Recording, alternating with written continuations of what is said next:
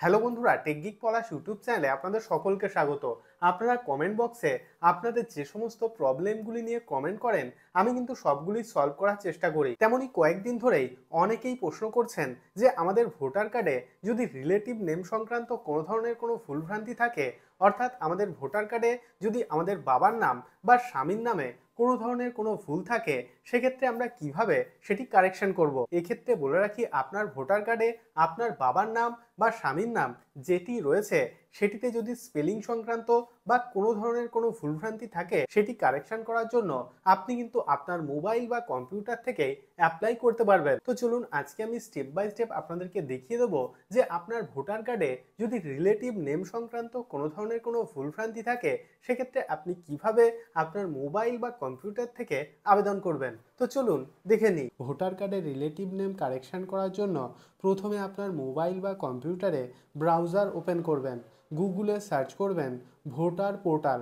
দেখুন, সার্চ করার পর প্রথম যে লিঙ্ক অর্থাৎ voters.eci.gov.in এই লিঙ্কে ক্লিক করবেন। তো ক্লিক করছি। দেখুন, ক্লিক করার সঙ্গে সঙ্গে ভারতীয় ইলেকশন কমিশনের যে নূতন পোর্টাল সেটি কিন্তু আমাদের সামনে হাজির হয়েছে।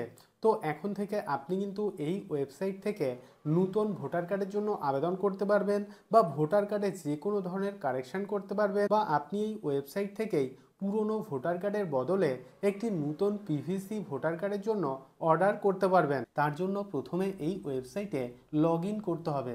উপরে ডান দিকে দেখুন লগ ইন বলে একটি অপশান রয়েছে, এই অপশানে ক্লিক করবেন। তো ক্লিক করছি। দেখুন, ক্লিক করার সঙ্গে সঙ্গে এইরকম একটি পেজে রিডাইরেক্ট হবে, অর্থাৎ আমাদেরকে প্রথমে এই ভোটার পোর্টালে লগ ইন করতে হবে।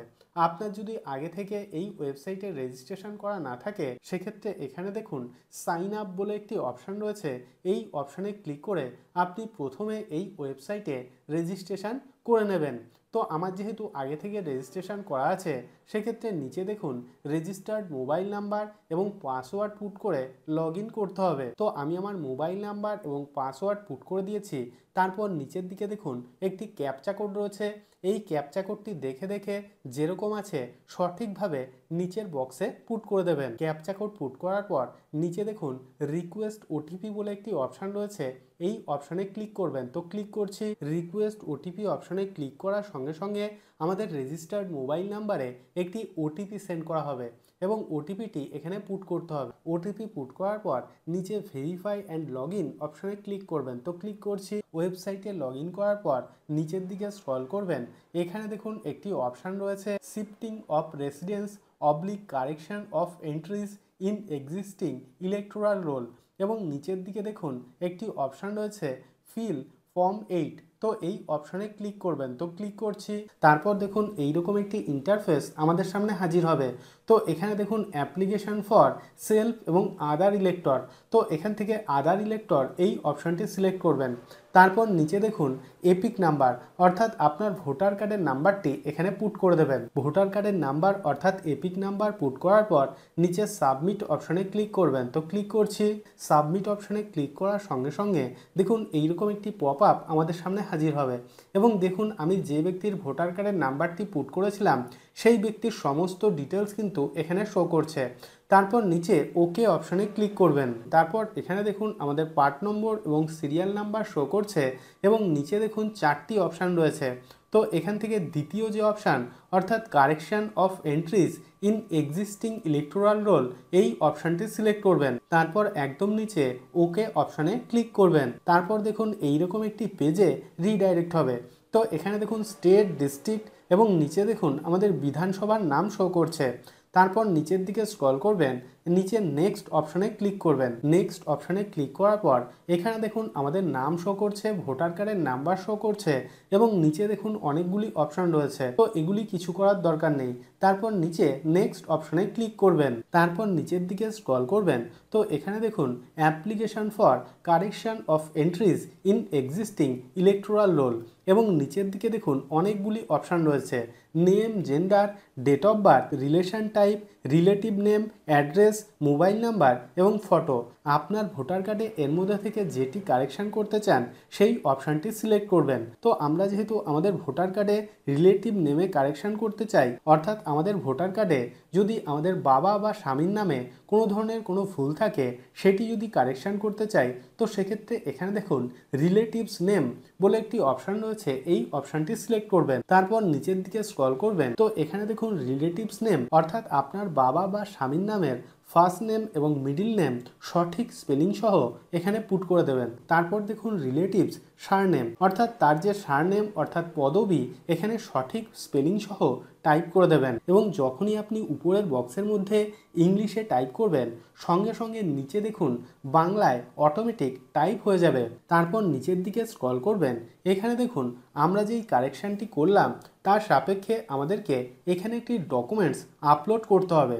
এখানে দেখুন type of supporting document for relation name, তো এই অপশনে ক্লিক করবেন। ক্লিক করার পর এই তালিকা থেকে যে কোনো একটি ডকুমেন্টসের নাম সিলেক্ট করবেন। তো আমি এখান থেকে আধার কার্ড সিলেক্ট করছি। আপনার আধার কার্ডের একটি ফটো আগে থেকে আপনার কম্পিউটার বা মোবাইলে জেপিইজি ফাইল ফরম্যাটে 2 MBর মধ্যে সেভ করে রেখে দেবেন। এবং আপনার আধার কার্ডে কিন্তু অবশ্যই আপনি যে ব্যক্তির নামটি অর্থাৎ আপনার বাবা বা স্বামীর নামটি কিন্তু অবশ্যই থাকতে হবে। তারপর ডান দিকে দেখুন আপলোড রিলেশন নেম প্রুফ, তো এই চুজ ফাইল অপশনে ক্লিক করে আপনার কম্পিউটার বা মোবাইল থেকে আধার কার্ডের একটি ফটো এখানে আপলোড করে দেবেন। তো দেখুন আমি আমার আধার কার্ডের একটি ফটো এখানে আপলোড করে দিয়েছি। তারপর নিচে নেক্সট অপশনে ক্লিক করবেন, তো ক্লিক করছি।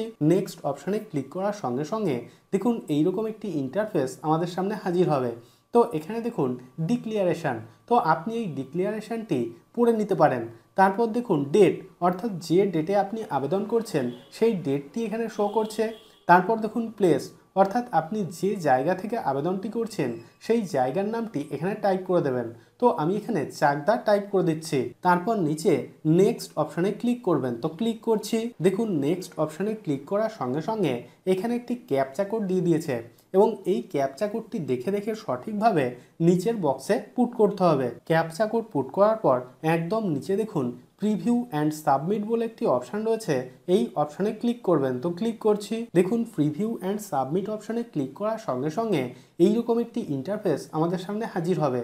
অর্থাৎ আমরা আমাদের ভোটার কার্ডে রিলেটিভ নেম কারেকশন করার জন্য যে ফর্ম নম্বর 8টি ফিল আপ করলাম সেটি কিন্তু সম্পূর্ণ এখানে শো করছে। তো আপনি এই ফর্মটিকে অবশ্যই ভালোভাবে চেক করে নেবেন যে সমস্ত তথ্য আপনি সঠিক দিয়েছেন কিনা। তারপর নিচের দিকে স্ক্রল করবেন, নিচের দিকে দেখুন সাবমিট বলে একটি অপশান রয়েছে, এই অপশানে ক্লিক করবেন, তো ক্লিক করছি। দেখুন সাবমিট অপশানে ক্লিক করার সঙ্গে সঙ্গে এখানে একটি মেসেজ শো করছে, your application has been submitted successfully and generated reference number, এবং এখানে দেখুন একটি রেফারেন্স নাম্বার দিয়ে দিয়েছে। অর্থাৎ আমরা যে 8 নম্বর ফর্মটি সাবমিট করলাম এর স্ট্যাটাস কিন্তু আমরা এই রেফারেন্স নাম্বারের মাধ্যমে চেক করে নিতে পারবো।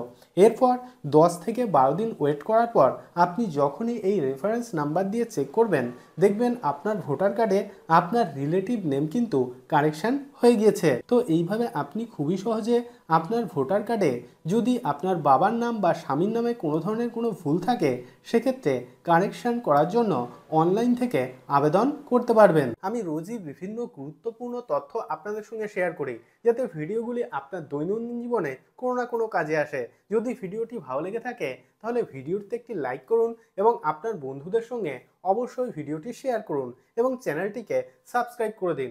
এবং আপনার মনে যদি কোনো ধরনের কোনো প্রশ্ন থাকে সেক্ষেত্রে ভিডিওর নিচে কমেন্ট বক্সে কমেন্ট করুন। তো আজকের মতো এই পর্যন্তই, দেখা হবে পরের ভিডিওতে।